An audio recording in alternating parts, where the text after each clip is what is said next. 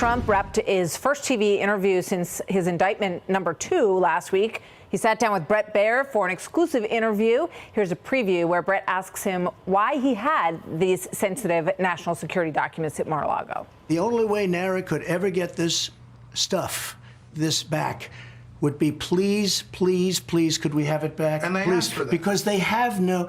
We they were did talking. Ask for it. No, and they said, I gave "Can you them give the some, documents back?" And we were talking. And then they said they went to DOJ to subpoena you to get them which back. they've never done before. Right. And but why not just hand them over then? Because I had boxes. I want to go through the boxes and get all my personal things out. I don't want to hand that over to NARA yet. And I was very busy, as you've sort of seen. Yeah, but according to the indictment, you then tell this aide to move to other locations after telling your lawyers to say you'd fully complied with the subpoena when you hadn't. But before I send boxes over, I have to take all of my things out. These boxes were interspersed with all sorts of things.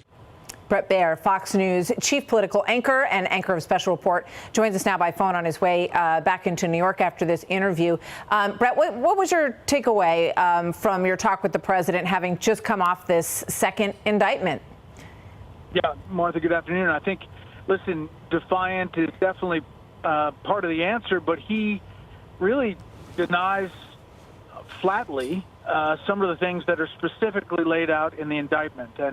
And I talk about, in further questioning after this, about the indictment and the recording of what is alleged to be his voice saying that he did not declassify these documents when he was president. Now he can't, and they're top secret and highly confidential, and then shows them to people according to the indictment. I press him on all of that. He denies it. He says that he did not have a document about Iran war plans.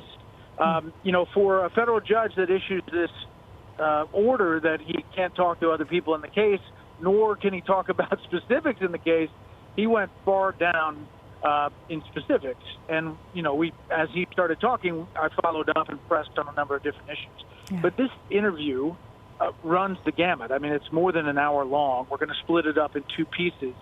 And every question that you, I think, would want to ask the former president, we got to some iteration of it. So, in terms of 2024, Bret, does he seem confident that he will be the nominee and that he wants to be president again? Yes, 100%. I asked it different ways, different times. He is 100% in the mindset that he's not going to get out of this race no matter what happens to him legally. He still calls it all a witch hunt and political. He says he's not worried about going to jail. He says he's got more things to do, and he wants to do it because he believes that he has the right mindset and ability to make America great again. And we talk, Martha, about everything around the world and his policies going forward. If he gets a second term, he's obviously super critical of President Biden in many different specific ways. And then, I press him on some of the opponents that are already hitting him from the right ideologically, like Governor DeSantis and Vice President Pence. Yeah, we're looking at an image right now of all the GOP declared candidates, and DeSantis is the only one who's in spitting distance of him right now, and obviously there's a lot of time to go in this. But what did he say about DeSantis? He really kind of blows him off. He says he uses DeSanctimonious throughout the interview. Says he uses that nickname because it's a lack of loyalty, and he goes into the whole story about how he supported him.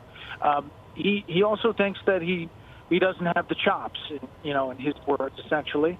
I also listed, Martha, all of the people who were in his cabinet that are not supporting him, and all of the ones that he had some really interesting names for. That's a long question. That's a long list.